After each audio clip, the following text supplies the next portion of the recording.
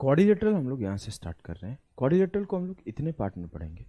पहला क्लास होगा जो कि आज का है जनरल क्वाड्रिलेटरल के ऊपर, फिर हम लोग पढ़ेंगे पैरेललोग्राम, फिर हम लोग पढ़ेंगे रोम्बस, फिर रेक्टेंगल, फिर स्क्वायर, फिर ट्रेपीजियम, फिर आइसोसेलेस ट्रेपीजियम, आइसोसेलेस ट्रेपीजियम, फिर आपका होगा काइट, और फिर आपका साइक्लिक क्वाड्रिलेटर। तो साइक्लिक क्वाड्रिलेटर को हम लोग सर्कल में डील करते हैं। काइट से आज तक एसएससी सवाल पूछा नहीं है, तो एक ही कॉन्सेप्ट, एक ही फिगर बनाऊंगा, थोड़ा सा मैं अंडरस्टैंडिंग दिला दूंगा कैसा होता है काइट और क्या क्या सवाल बन सकते हैं। जो हमारे इंपॉर्टेंट है ऊपर के 6 हैं, तो इन 6 को धीरे धीरे करके पढ़ते हैं एक एक करके, जिसमें हम लोग पहला आज जनरल क्वाड्रिलेटरल पढ़ रहे हैं। जनरल क्वाड्रिलेटरल होता क्या है? कोई भी ऐसा फिगर जिसकी 4 भुजाएं हैं और वो क्लोज्ड है, वो जनरल क्वाड्रिलेटर है। कोई भी, मान लो हमने ऐसे ड्रॉ कर दिया, मान लो हमने ऐसे ड्रॉ कर दिया, मान लो हमने ऐसे ड्रॉ कर दिया, ये सब के सब जनरल क्वाड्रिलेटरल में आएंगे। ऐसे कुछ भी ड्रॉ कर दो, ये सभी के सभी जनरल क्वाड्रिलेटरल में आएंगे। क्या इस बात से आपको आपत्ति है, कष्ट है, पीड़ा है, परेशानी है? नहीं सर, कुछ नहीं है। ठीक है, अगर कुछ नहीं है तो कोई रेक्टेंगल का स्पेलिंग गलत है, माफ़ करना, RE होना चाहिए। हमारे टाइपिस्ट थोड़ी बहुत तो इंसान ही है यार, माफ़ कर देना। हम तो कभी ज़्यादा नहीं बोलते, समझा देता हूँ बैठा के। देखो यहाँ पे भी एक गलती था, वो हमने देख लिया था। तो C और D, यहाँ D लिखा था और यहाँ C लिखा था, मैंने चेंज कर दिया। अगर कोई भी क्वाड्रिलेटरल का एरिया निकालना है तो कैसे निकालते हैं? कोई भी क्वाड्रिलेटरल का एरिया हम लोग निकालेंगे, पहले उसके कोई भी एक डायगोनल को मैच करा दो। जरूरी नहीं कि यही डायगोनल है, आपके सामने क्वाड्रिलेटरल कुछ ऐसा बना है तो आप इस डायगोनल को भी मैच करा सकते हो। फिर इस डायगोनल पर इस वर्टिसेस से परपेंडिकुलर डालो और इस डायगोनल पर इस वर्टिसेस से परपेंडिकुलर डालो। अब आपको एक बात समझाऊं? बोलो कि जी सर। ये जो चतुर्भुज है, ये 2 ट्रायंगल से मिलकर बना है। एक ट्रायंगल ADC से मिलकर बना है और एक ट्रायंगल ABC से मिलकर बना है। अगर मैं ट्रायंगल ACD का एरिया निकाल दूं और ABC का एरिया निकाल दूं, अगर दोनों का एरिया निकाल दूं फिर दोनों को जोड़ दूं, तो क्या मुझे ABCD का एरिया नहीं मिल जाएगा? बोलो कि जी सर, मिल जाएगा। हमने वही किया, हमने पहले ट्रायंगल ACD का एरिया निकाला।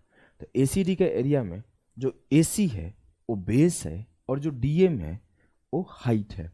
तो किसी भी ट्रायंगल का एरिया क्या होता है? 1/2 बेस अपॉन हाइट। तो जो हमारा ट्रायंगल ACD का एरिया होगा, ट्रायंगल ACD का एरिया होगा 1/2 AC इंटू DM, और जो मेरा ट्रायंगल ABC का एरिया होगा 1/2 AC अपॉन BN। हमें दोनों ट्रायंगल का एरिया मिल गया। अब हमने इन दोनों ट्रायंगल को ऐड कर दिया, तो जो मेरा क्वाड्रिलेटरल का एरिया मिलेगा वो 1/2 AC कॉमन हो गया, तो DM plus BN 1/2 AC into DM plus BN, ये मेरा क्वाड्रिलेटरल का एरिया हो गया। क्लियर है? बेसिक सा चीज था जी सर। हम लोग अगर आगे बढ़ते हैं तो आगे हम लोग आ गए मोस्ट इंपॉर्टेंट कॉन्सेप्ट के ऊपर। बहुत ही बेहतरीन कॉन्सेप्ट है, बहुत बार एसएससी में, ICR में, हर जगह पेपर में आए हुए ये सवाल। इसको समझना, मैं इसको एक तरीके से यहाँ पे लिखवा दिया हूँ और एक तरीके से मैं और समझा दूंगा, जिससे आपको और डीप अंडरस्टैंडिंग मिल जाएगी। अगर मैं इस फोटो को समझाऊं तो कैसे समझाऊं? देखो, कहानी ऐसा होता है ना, बोलता है there is a quadrilateral angle bisector of any of 2 angle. Just example, मेरे पास कोई क्वाड्रिलेटरल था और वो ऐसे बोल देगा कि अगर ये मान लो A है, ये B है, ये C है और ये D है, बोलेगा C और D का जो एंगल बाइसेक्टर है वो पॉइंट P पे मिल रहा है। ऐसा जरूरी है कि C और D के साथ बोले, वो ऐसे भी बोल सकता है कि A और B का जो एंगल बाइसेक्टर है वो पॉइंट Q पे मिल रहा है, कुछ भी बोल देगा। वो आपसे जो रिलेशन निकालना चाहता है, वो रिलेशन ये निकालना चाहता है कि एंगल P, एंगल A और एंगल B में क्या रिश्ता आएगा, ये रिश्ता वो पूछना चाहता है। कल को अगर आपका एंगल A और एंगल B के एंगल बाइसेक्टर को मैच करा दे, मान लो Q पर, तो आपके एंगल Q और जो दोनों बच गए थे एंगल C और एंगल D, इनके बीच में वो रिश्ता निकलवाना चाहता है। तो आप रिश्ते निकालो। एक बेसिक तरीका होगा रिश्ता निकालने का, ध्यान देना। मैं अगर बोलूँ ये एंगल बाइसेक्टर ही है, दो पार्ट में डिवाइड ही कर रहा है, तो इसे मैं अल्फा कंसीडर कर रहा हूँ और इसे भी अल्फा कंसीडर कर रहा हूँ, इसे बीटा कंसीडर कर रहा हूँ, इसे बीटा कंसीडर कर रहा हूँ। तो जो मेरा एंगल पी आएगा इसे मैं थीटा मान लेता हूँ। थीटा क्या आएगा? 180 minus alpha plus beta. Theta ये आएगा ना, 180 माइनस अल्फा प्लस बीटा। बोलोगे जी सर मेरा ये जो एंगल पी है वो 180 माइनस अल्फा प्लस बीटा आएगा, किसी को कोई समस्या नहीं। अब मैं चतुर्भुज के चारों कोणों का योग निकालता हूं। ये सिंपल सी बात तो आपको पता ही होगा कि चतुर्भुज के चारों कोणों का जो योग होता है वो 360 डिग्री होता है। चतुर्भुज के चारों कोणों का जो योग होता है वो 360 डिग्री होता है। आपको ये बात बताया था कि कोई भी आकृति जो चार लाइन का क्लोज्ड हो वो क्वाड्रिलेटरल है, और वो आकृति का हमेशा, उस शेप का हमेशा चारों एंगल का सम 360 होता है। चाहे वो कैसा भी फिगर हो, इसके चारों एंगल का सम हमेशा 360 डिग्री होता है। चारों एंगल का सम ये 360 डिग्री नहीं है, चारों एंगल का सम 360 डिग्री है। ठीक है, ठीक है, ये बेसिक सी बात थी, इसमें कोई बहुत डिफिकल्ट बात थी नहीं, इस पर उतना जोर दिया जाए। जोर देने वाली बात पे मैं जोर दे रहा हूँ, समझना। मैंने निकाल लिया DOC में देख के, DPC में देख के थीटा का वैल्यू 180 माइनस अल्फा बीटा। अब मैं angle A plus angle B plus angle C plus angle D को जोड़ दूं,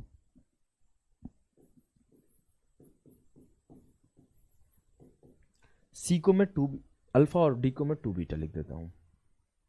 C को मैं 2 अल्फा और D को मैं 2 बीटा लिख देता हूं। 2 इंटू अल्फा प्लस बीटा बराबर किसके होगा? 360। अगर मैं एक बात बोलूं तो मुझे क्या पता है, alpha plus beta plus theta 180 होता है। इस बात को होल्ड करो, कोई बात उसकी नीड नहीं है ना। Alpha plus beta plus theta 180 होता है। अगर मैं अल्फा प्लस बीटा को लिखूं तो ये 180 माइनस थीटा हो सकता है। बोलोगे क्यों नहीं हो सकता है? थीटा उधर ले गए तो मुझे सर अल्फा प्लस बीटा की वैल्यू क्या मिली? मुझे जो अल्फा प्लस बीटा की वैल्यू मिली वो मिली 2 इंटू 180 माइनस थीटा। ये बराबर किसके है? 360 डिग्री। अगर मैं angle A plus angle B बराबर लिखूं तो ये 360 बराबर नहीं प्लस लिखूं तो ये 360 माइनस 2 थीटा होगा, और ये बराबर होगा 360 डिग्री के। 360 से 360 गया तो angle A plus angle B किसके बराबर होगा? 2 थीटा के। तो थीटा किसके बराबर होगा? एंगल A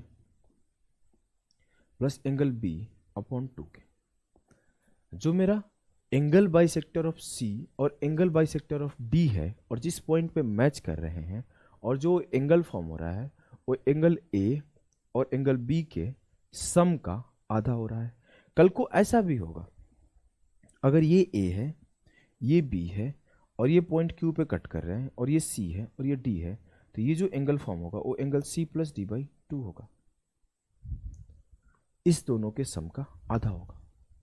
जैसे यहां पर ये जो थीटा था वो angle A plus angle B by 2 हुआ। क्या आपको इस बात से आपत्ति है? होना ही नहीं चाहिए, बहुत सिंपल सी बात है। इसको एक और तरीका है प्रूफ करने का, मैं आप ये भी समझ सकते हो। प्रूफ करने का तरीका है, मैं बोला कि एंगल D का एंगल बाइसेक्टर और एंगल C का एंगल बाइसेक्टर दिया हुआ था। बोलेंगे जी सर दिया हुआ था। हमने AD को आगे बढ़ाया, हमने BC को आगे बढ़ाया। आगे बढ़ाया जब इन लाइंस को, तो ये किसी पॉइंट O पे जाके मिले। अब मेरे लिए OAB एक ट्रायंगल है। बोलोगे जी सर OAB एक ट्रायंगल है, और OAB के तीनों एंगल का सम क्या है? O plus A plus B का सम 180 है। अगर मैं इन सबको 2 से डिवाइड कर दूं, इसको भी 2 से डिवाइड कर दूं और इसको भी 2 से डिवाइड कर दूं, तो एंगल O बाई 2 पहले लिख सकता हूं। एंगल O किसके बराबर है? मैं बोलूंगा एंगल O बराबर है 180 minus angle A plus angle B के। अब मैं सबको 2 से डिवाइड कर दिया, तो 180 बटे 2 कितना होगा? 90, और ये angle A plus B by 2। क्या इस बात को आपको लिखने में दिक्कत है कि एंगल O बाई 2 बराबर है angle 90 minus A plus B by 2? कोई दिक्कत नहीं है। एंगल O बाई 2 बराबर है 90 minus angle A plus B by 2। अब मैं आपसे बोलूं, ये जो दोनों लाइन है ODC के लिए एक्सटीरियर एंगल बाइसेक्टर का काम कर रहे हैं, और ये एक्स सेंटर का काम कर रहा है। थोड़ा सा भी आपको नॉलेज हो, बोलोगे जी सर। अब ये मेरा एक्स सेंटर का काम कर रहा है और जो मेरा डी एम और सी एम है वो ओ डी सी का एक्सटीरियर एंगल बाइसेक्टर है, बोलोगे जी सर। और आपको पढ़ाया जा चुका है कि अगर इन सेंटर होता है तो 90 प्लस थीटा बाई 2 और एक्स सेंटर होता है तो 90 माइनस थीटा बाई 2। अगर ये इन सेंटर है मतलब इंटीरियर एंगल बाइसेक्टर का इंटीरियर एंगल बाइसेक्टर है, तो ये मेरा अगर थीटा होता है तो ये मेरा 90 प्लस थीटा बाई 2 होता है, ये इन सेंटर होता है। और अगर इसके बाहर के एंगल को बाइसेक्ट किया गया है और ये मेरा थीटा है, तो ये जो मेरा सॉल्व होके आता है वो 90 माइनस थीटा बाई 2 होता है। ये प्रूफ नहीं करा रहा हूँ, ये चीज़ें आपको आती है। अब देखो, आपको सेंटर में पढ़ाया जा चुका है। अब देखो, अगर मैं बोलूं कि जो मेरा थीटा है ये क्या होगा, तो बोलोगे सर थीटा होगा 90 minus O by 2, 90 minus O by 2, बोलेंगे जी सर। अब मुझे पता है सर जो ओ बाई 2 की वैल्यू है ना वो 90 minus A plus B by 2 है। तो अगर मैं थीटा के सामने 90 minus angle A plus angle B by 2 रख दूँ तो 90 से 90 खत्म, माइनस माइनस प्लस, जो थीटा की वैल्यू आएगी angle A plus B by 2 आएगी। आपने जब यहां पे प्रूफ किया था तो भी इसका value angle A plus B by 2 आया था, लेकिन आप जब ऐसे सेंटर बना के प्रूफ कर रहे हो तो भी इसका value A plus B by 2 आ रहा है। बस मैं आपको अंडरस्टैंडिंग बिल्ड हो जाए, सोचना शुरू कर दो, इसलिए ये चीजें सिखाया हूं। ठीक है, आगे आ जाओ। कल को अगर ऐसे सवाल पूछते कि एंगल ए और बी के एंगल बाइसेक्टर, ये पूछा नहीं है, ये मैंने अपने तरफ से रखा है, एंगल ए और बी के एंगल बाइसेक्टर एन पे मैच करते हैं और अल्फा एंगल फॉर्म करते हैं। एंगल सी और डी के एंगल बाइसेक्टर एम पे कट करते हैं और बीटा एंगल फॉर्म करते हैं। तो आप ये बताओ कि अल्फा प्लस बीटा की वैल्यू क्या आएगी। सवाल पूछ दिया कि अल्फा प्लस बीटा की वैल्यू क्या आएगी, तो आप कैसे करोगे। बहुत सिंपल सा सर सवाल है। हमें पता है जो अल्फा की वैल्यू आएगी एंगल डी और एंगल सी का आधा आएगा, डी प्लस सी बाई 2, और जो मेरा बीटा का वैल्यू आएगा वो ए और बी के आधा आएगा, तो ए प्लस बी बाई 2।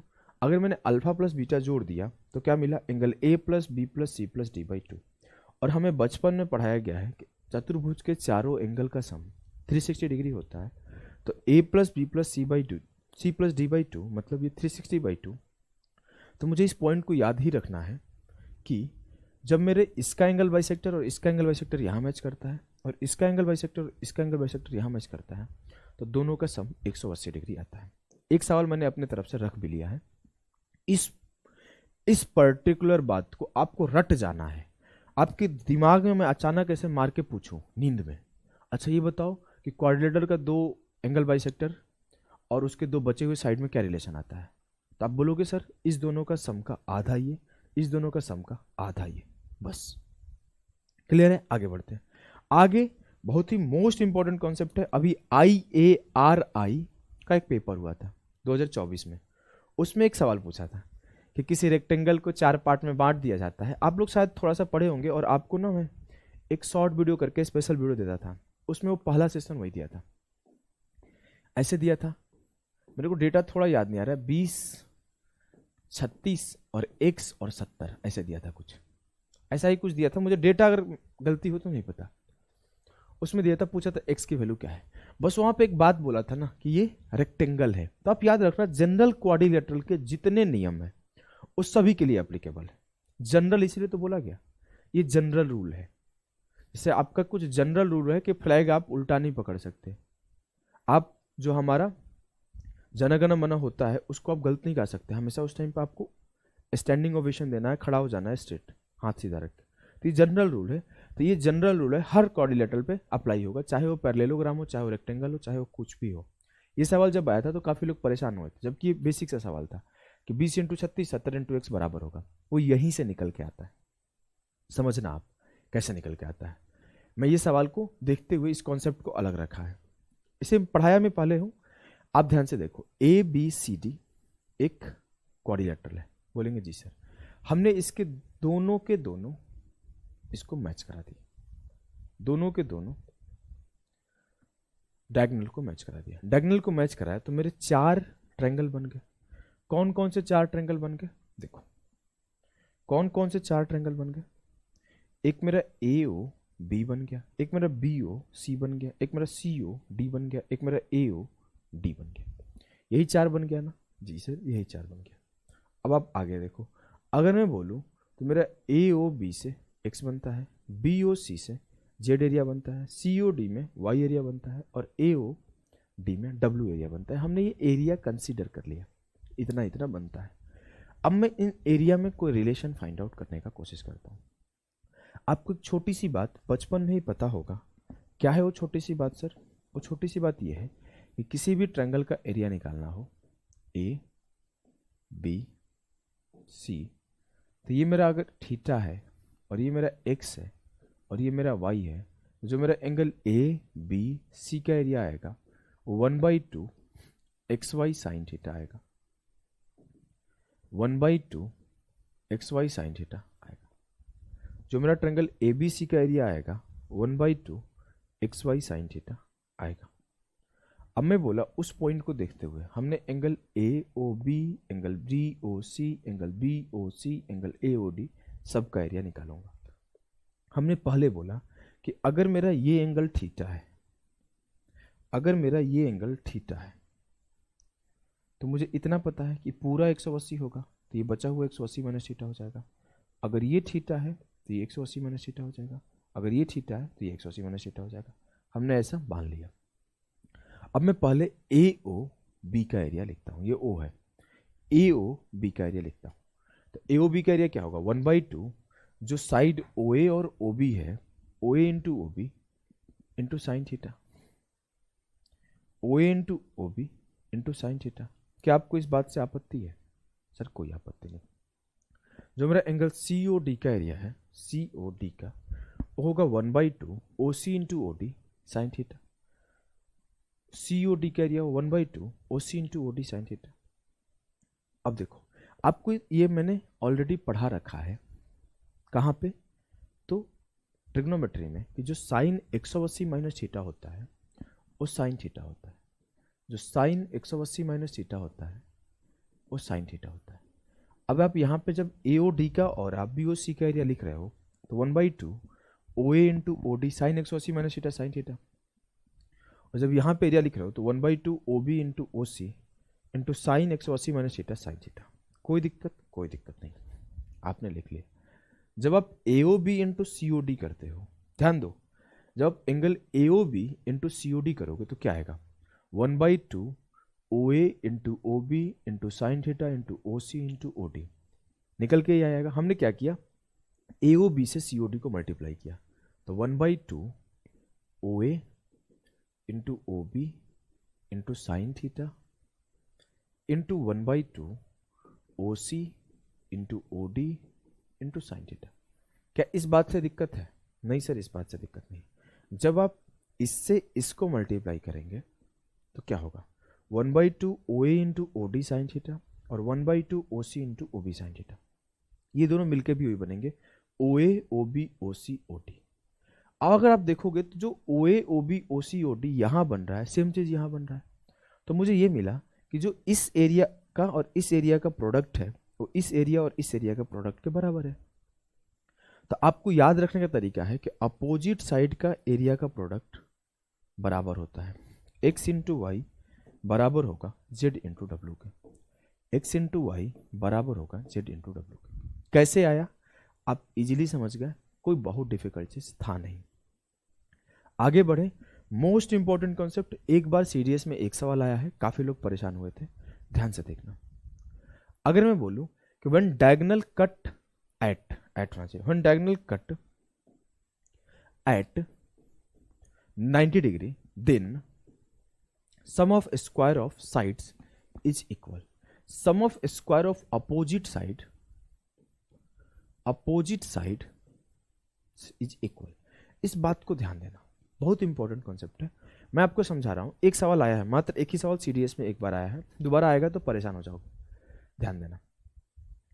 कोई भी क्वाड्रिलेटरल है, उसके डायगोनल 90 पे कट कर रहे हैं, उसके विकर्ण 90 पे कट कर रहे हैं, जब विकर्ण 90 पे कट करेंगे तो इसका स्क्वायर प्लस इसका स्क्वायर बराबर होगा इसका स्क्वायर प्लस इसका स्क्वायर। अपोजिट सम का स्क्वायर का सम बराबर होता है, अपोजिट साइड का स्क्वायर का सम बराबर होता है। कैसे होता है ध्यान देना, ध्यान देना, प्रूफ करा देता हूं। अगर मैं बोल दूं कि जो मेरा ये पॉइंट है वो ओ है और ओ से ए तक का लेंथ ए है, ओ से बी तक का लेंथ बी है, ओ से सी तक का लेंथ सी है और ओ से डी तक का लेंथ डी है। अब ध्यान दो, बहुत सिंपल सा प्रूफ है। अगर मैं बोलूं कि मैं ए बी स्क्वायर लिखूं तो मुझे पता है कि A O B is a right angle triangle, तो मेरा ए बी स्क्वायर क्या आएगा सर? मेरा ए बी का स्क्वायर आएगा ओ ए का स्क्वायर प्लस ओ बी का स्क्वायर। ओ बी क्यों लिखे, एक काम करते हैं ना, ओ ए क्या है ए और ओ बी क्या है बी, तो ए का स्क्वायर प्लस बी का स्क्वायर। और अगर मैं बोल दूं मेरा सी डी का स्क्वायर क्या आएगा, तो आप बोलोगे जो सर सी डी का स्क्वायर जो आएगा आपका वो आ जाएगा सी का स्क्वायर प्लस डी का स्क्वायर। अब आगे अगर मैं बीसी और एडी के स्क्वायर के बारे में बात करूं तो मेरा जो बीसी का स्क्वायर आएगा वो क्या आएगा, बी का स्क्वायर प्लस सी का स्क्वायर। तो मेरा जो बीसी का स्क्वायर आएगा वो बी का स्क्वायर प्लस सी का स्क्वायर, और जो मेरा एडी का स्क्वायर आएगा वो क्या आएगा, ओ डी का स्क्वायर प्लस ए का स्क्वायर, डी का स्क्वायर प्लस ए का स्क्वायर। अब अगर आप ए बी को सी डी में ऐड करते हो, ए बी को सी डी में ऐड करते हो तो क्या मिलेगा, A square plus B square plus C square plus D square. जब आप बी सी को ए डी में ऐड करते हो वही मिलेगा A square plus B square plus C square plus D square. तो दोनों ही केस में A square plus B square plus C square plus D square, यहाँ भी A square plus B square plus C square plus D square. तो दोनों case में जो सम आ रहा है बराबर आ रहा है, इट मीन्स इस दोनों का सम बराबर है इस दोनों का सम। क्या क्लियर है? जी सर एकदम क्लियर है। आगे बढ़े, आगे आपका ये केस हमने ऑलरेडी, आप अगर जाओगे तो सर्कल में मिलेगा, और इस पे मैंने 8-10 क्वेश्चन भी कराया CDS 2024 के CGL के हर चीज़ के क्वेश्चन बहुत पूछे भी जाते हैं। फिर भी एक सवाल रख लिया हूँ कि आपको जनरल कोऑर्डिनेटर का केस है तो यहाँ पे दोबारा रिवीजन हो जाएगा। सर्कल इनसाइड कोऑर्डिनेटर, जब भी कोई सर्कल किसी कोऑर्डिनेटर के अंदर होता है तो ध्यान रखना उसके अपोजिट साइड का सम बराबर होता है। Sum of opposite side, sum of opposite side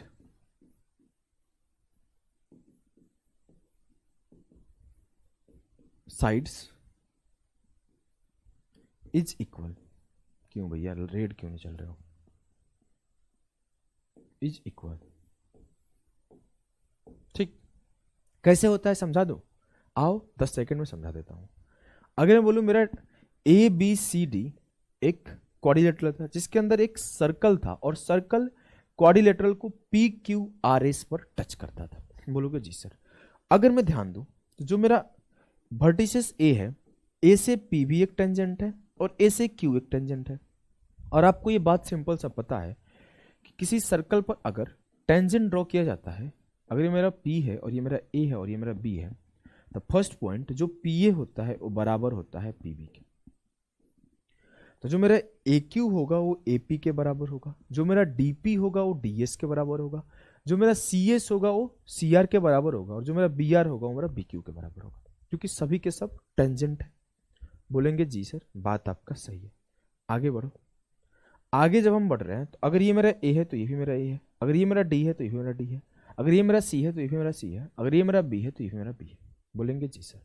अब हमने बोला जब मैं AB को CD से ऐड करता हूं तो AB प्लस CD क्या आएगा, A plus D plus B plus C, तो A plus B plus C plus D। जब मैं AD को BC से ऐड करता हूं तो फिर से आपको BC प्लस AD आएगा, वो A plus B plus C plus D by A plus B plus C plus D आएगा। क्लियर है? क्लियर है। अब मैं अगर बोलूं तो मेरा जो मिला वो AB प्लस CD बराबर BC प्लस AD मिला, मिला ना? बोलोगे जी सर एकदम वही मिला। तो ये चीजें याद रखना। आ जाओ 10-12 सवाल है, फटाफट से सॉल्व करते हैं। सबसे पहला और सबसे मोस्ट इंपॉर्टेंट सवाल जो है हम रख चुके हैं इन्हें, देखो देखो जो सवाल था पहला, पहले मैं सारे सवाल को ओपन कर लेता हूं एक बार फटाफट से। आप 1-2 मिनट रुकिए।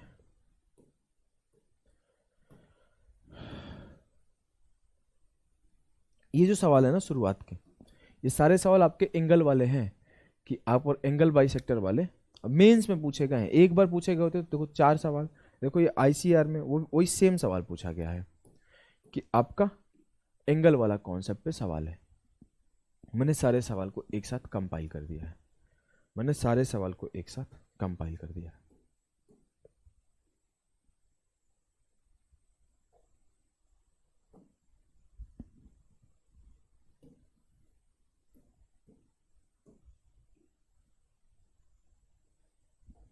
चलो देखते चले जाओ।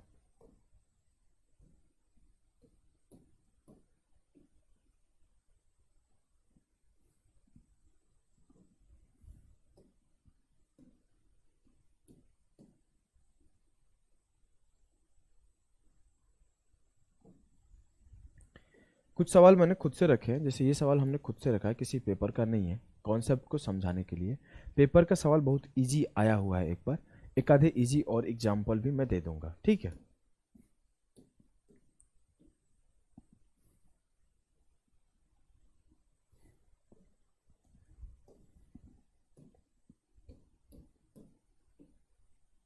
ये सवाल सीडीएस का है, थोड़ा अच्छा सवाल लगा तो मैं यहीं पे रख लिया, दूसरी जगह नहीं रखा।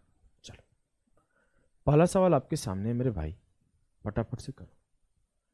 आपको कॉन्सेप्ट क्या सिखाया गया था, कॉन्सेप्ट एक बार रिवाइज कराओ। देखो कॉन्सेप्ट ये है कि जनरल क्वाड्रिलेटरल में किसी दो, अगर ये जो थीटा है वो आएगा इस दोनों के एंगल के सम का आधा, यही सिखाया गया ना। हाँ, बोला है in triangle in a quadrilateral ABCD C बराबर है 72 डिग्री, डी बराबर है 28 डिग्री। तो ये मान लो ए है, ये मान लो बी है, ये मान लो सी है, ये मान लो डी है। सी का वैल्यू 72 दिया, डी का वैल्यू 28 दिया, डी का वैल्यू 28 दिया। Bisector of angle A and B meet at O, जो ए और बी के एंगल बाइसेक्टर है वो ओ पे मिलते हैं। ए ओ बी का माप पता है, तो जो ए ओ बी का माप आएगा वो क्या आएगा, सी प्लस डी बाई 2। तो थीटा का वैल्यू आएगा 72 प्लस 28/2। 72 और 28 आपका होता है 100, 100/2 हो जाएगा 50 डिग्री। क्लियर है, बोलोगे जी सर क्लियर है। अच्छा इस सवाल को, in quadrilateral A B C D the bisector of A and B meet at O and A O B बराबर 64, देन सी प्लस डी का वैल्यू क्या होगा, 64 दूना 128। क्या पेन उठाने की नीड थी, खुद बोला है कि जो quadrilateral A B C D है उसमें जो ए और बी के बाइसेक्टर है वो ओ पे टच करते हैं, और मुझे ए ओ बी का वैल्यू 64 दिया है और मुझे सी प्लस डी का वैल्यू पूछा है। मुझे पता है जो 64 है और 64 क्या है, angle C plus D by 2 है। तो एंगल सी प्लस डी का वैल्यू क्या होगा, 64 इंटू 2 128। क्या इजीली आप नहीं कर पा रहे हो, जी सर कर पा रहे हैं। तो चलिए इस सवाल को आपको होमवर्क रखा गया। डी बराबर 82 है और डी सी बराबर 80 है, तो कैसे करोगे, 80 दूना 160 से 82 घटा दो 78 आ जाएगा। करा दूं, चलो करा दो। In a quadrilateral ABCD, E is a point in the interior of the quadrilateral such that D and C are the bisector of angle D and C respectively। बोला गया है कि इफ एंगल B बराबर है 82 degree, DEC बराबर है 80 degree, तो angle A क्या होगा। अगर मैं फोटो बनाया A B C D का, तो बोलोगे E एक पॉइंट है इंटीरियर ऑफ द क्वाड्रिलेटरल की, E एक पॉइंट है जहां पर D और C मिलते हैं। DC एंगल बाइसेक्टर है, मान लेते हैं थीटा है, DEC थीटा क्यों बने, 80 दिया हुआ है 80 ले लेते हैं 80। अब मैं बोला कि जो एंगल B है वो 82 है, तो एंगल A क्या होगा। मुझे इतना पता है सर, अगर एंगल A x है तो x प्लस 82/2 बराबर 80 आएगा, तो मैं मन में कर दिया। इस दोनों का सम जो आएगा 160 आएगा, 80 गुणा 2, 160 से 82 घटाया 78 आ गया। कैलकुलेशन है, x प्लस 82/2 बराबर किसके होगा, 80 के।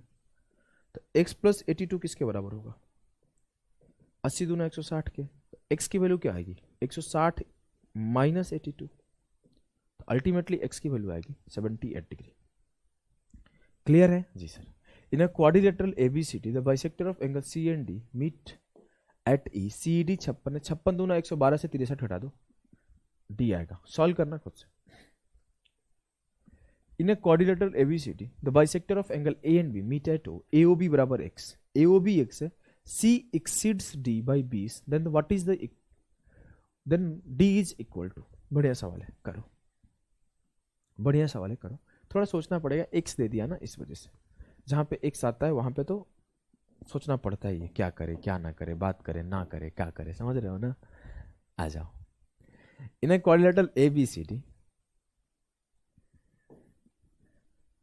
बना दिया भैया, ए बी। आपको एक चीज ध्यान रखना है, देखो मेरा, मैं हैंडराइटिंग अच्छा है, मेरा फोटो अच्छा बनाता हूँ मैं, मतलब बहुत अच्छा तो नहीं बनाता, ठीक ठाक बनाता हूँ, फिर भी आप देखोगे जब मैं सवाल सॉल्व कराता हूँ कैसे रैंडम खींचता हूँ।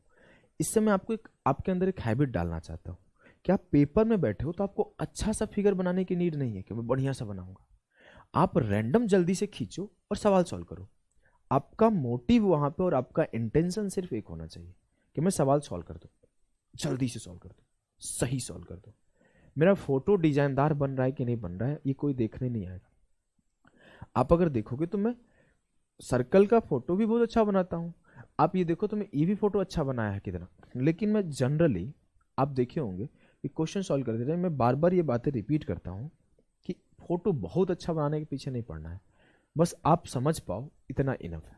अगर हमने इसे बनाया तो क्या मिला, angle A plus B O पे मीट करते हैं, ओ पे मीट करते हैं, angle A O B X है, फिर बोला है सी जो है डी से 20 डिग्री से एक्सीड करता है, angle C exceeds D by 20 degree. अगर मैं सी ज्यादा है डी से, एंगल सी डी से 20 अधिक ज्यादा है, अगर मैं डी को के मान लूं तो ये कितना हो जाएगा, के प्लस 20।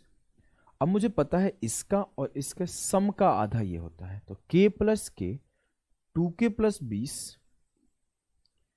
अपॉन 2 बराबर होगा x। हमने 2 से काटा 2 बार, 2 से काटा 10 बार, तो x की वैल्यू क्या आई, k प्लस 10 की वैल्यू क्या आई, x।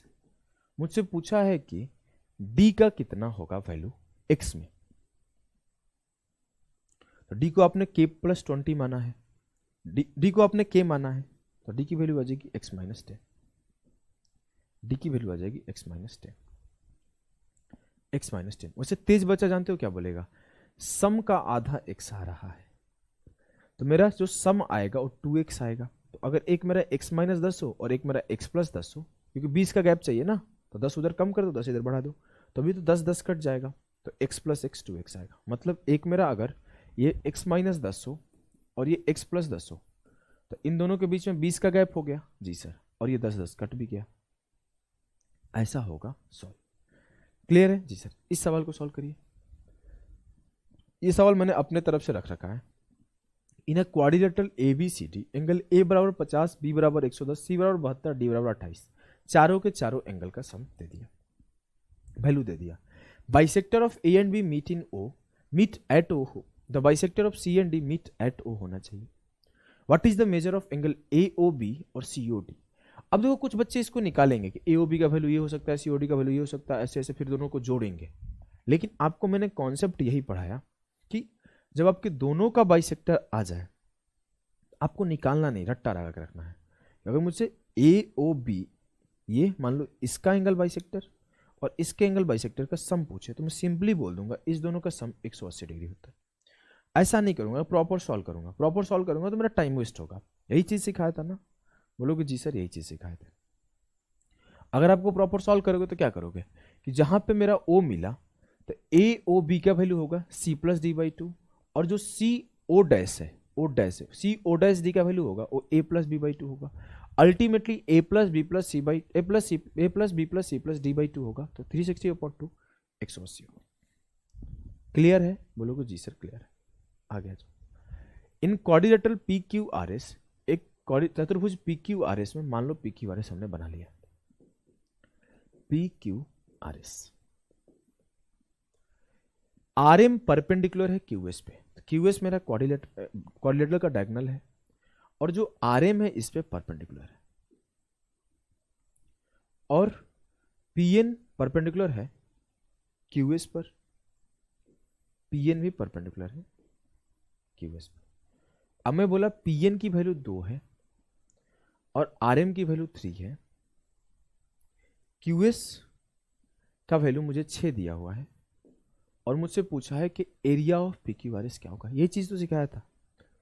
आप ऐसे भी निकाल सकते हो कि अगर मैं पी एस क्यू का एरिया निकालूं और फिर एक बार आर क्यू एस का एरिया निकालूं और दोनों को जोड़ दूं तो मेरा एरिया आ जाएगा। या फिर अगर मैं बोलूं कि वैसे नहीं निकालना चाहता हूं तो मैं सीधे फॉर्मूला याद है कि 1/2 into diagonal into sum of perpendicular. यही सिखाया था ना, सबसे पहला कॉन्सेप्ट ये सिखाया था कि 1/2 into diagonal 1/2 into diagonal A C into sum of perpendiculars. ऐसे नहीं करना चाहते तो आप अलग अलग एरिया निकाल दो। आप एक बार एक ट्रायंगल का एरिया निकाल दो, दूसरी बार दूसरे ट्रायंगल का एरिया निकाल दो और इजीली सॉल्व कर लोगे, इजीली सॉल्व कर लोगे। अगर आप चाहो तो पी एस क्यू का एरिया निकाल दो, 1/2 इंटू 6 तो 6 आ जाएगा। और एक बार एस आर क्यू का निकाल दो, 1/2 इंटू 6 इंटू 3 तो 9 आ जाएगा। फिर 9 2 11 आ जाएगा। चाहे आप ऐसे करोगे 9 2 11 आ जाएगा, कहीं गलती कर दिया क्या? नहीं, 9 6 15 आ जाएगा, 9 और 6 15। देखो ये 2 3 6, ऐसे भी करोगे 3 इंटू 2 प्लस 3 3 इंटू 5 15। आना उत्तर वही है, बस आपके सामने जैसे समझ में आ जाए। क्लियर है? क्लियर है। इसे करो। ये बढ़िया सवाल है, बढ़िया सवाल है, बहुत ही बढ़िया सवाल है, करने का कोशिश करो। आपको एक बात पता है, किसी भी ट्रायंगल का एरिया कैसे निकालते हैं? किसी भी ट्रायंगल का एरिया निकालते हैं 1/2 बेस इंटू हाइट। अगर मैं बोलूं कि मेरा ये ट्रायंगल है ए बी सी, तो इसका एरिया कैसे निकालोगे? सर इसका बेस ये है और इसका हाइट ये है। अगर मैं बोलूं मेरा ये ट्रायंगल है, इसका एरिया कैसे निकालोगे? तो बोलोगे सर ये मेरा बेस है, लेकिन जो इसका हाइट है ना, यहां पर ड्रॉ होता है। ये मेरा हाइट है, ये मेरा बेस है। कल को मैं एक ट्रायंगल फॉर्म कर दूं, ध्यान से देखना, ट्रायंगल फॉर्म कर दूं यहां पे एक ट्रायंगल फॉर्म कर दूं।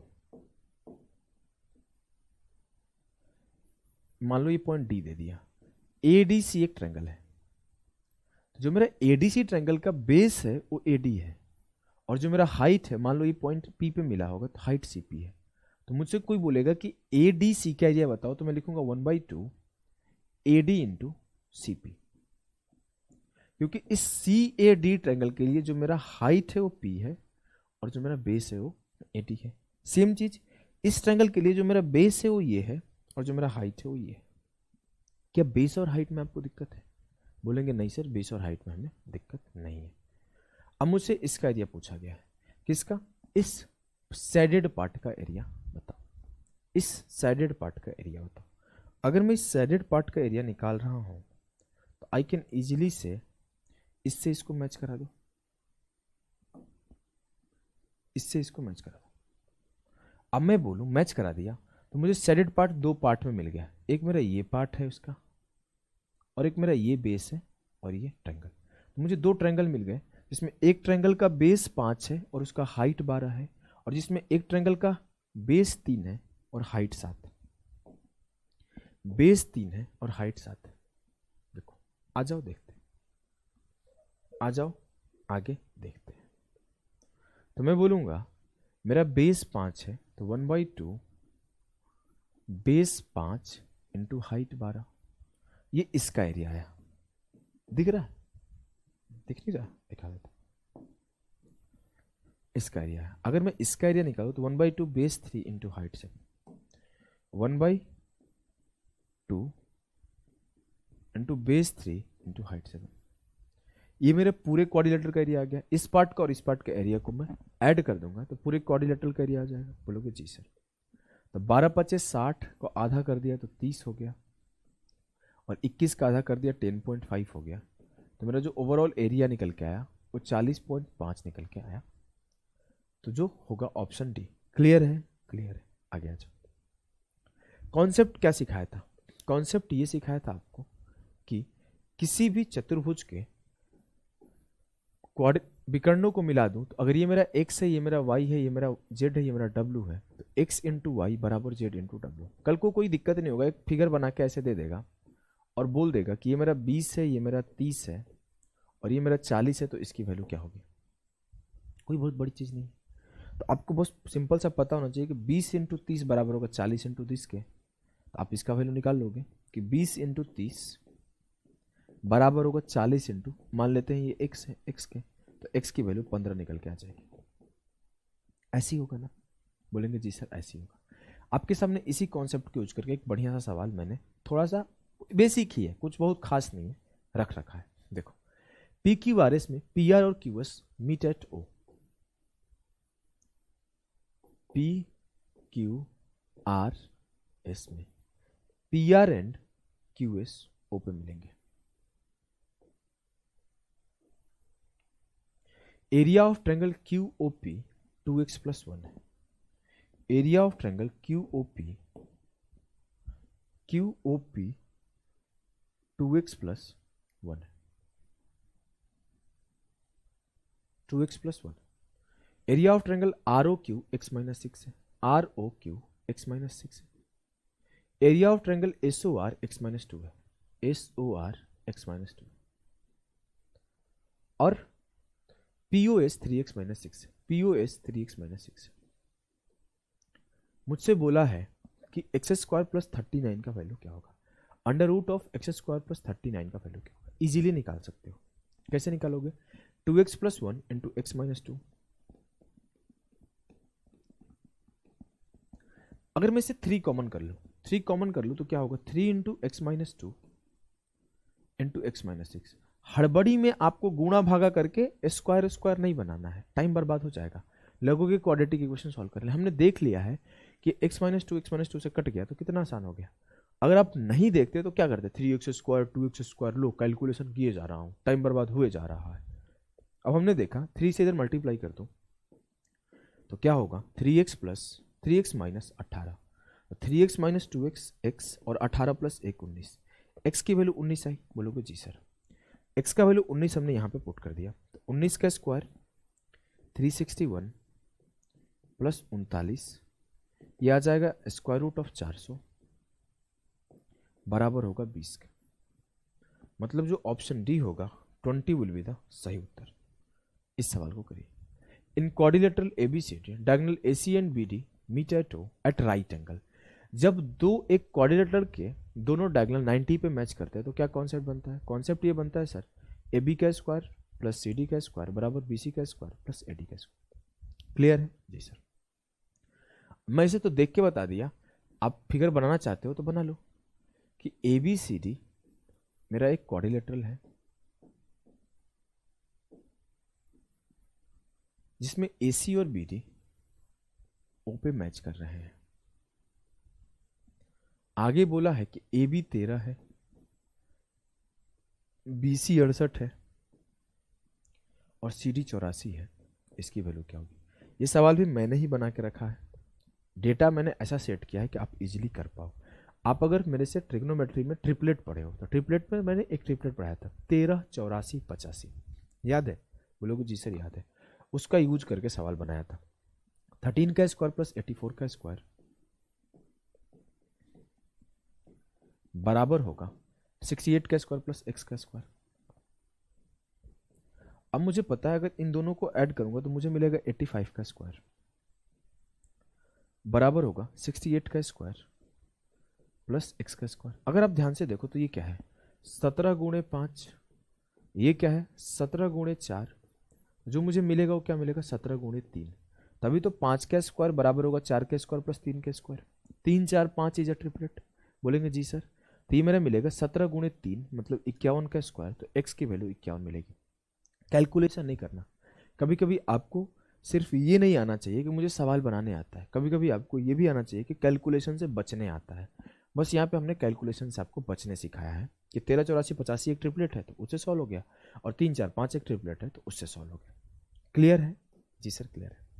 बोला in a quadrilateral A B C D, A B बराबर है 6, बी सी बराबर 18, सी डी बराबर है 6, डी बराबर है 10, द डायगोनल बी डी बराबर है x। अगर हमने फोटो बनाया quadrilateral A B C D जिसमें बी डी का वैल्यू x दिया है और जहां पर ए बी का वैल्यू 6 दिया है, बी सी का वैल्यू 18 दिया है, सी डी का वैल्यू भी 6 दिया है